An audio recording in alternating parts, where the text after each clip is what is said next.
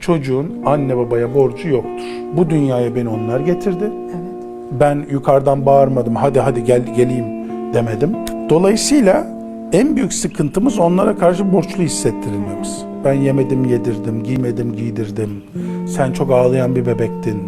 İşte yani çok zorlandık. Evet. Ben günlerce uykusuz kaldım filan dediğinde biz de ne yapıyoruz? Yapıyoruz. Vicdan ediyoruz, utanıyoruz.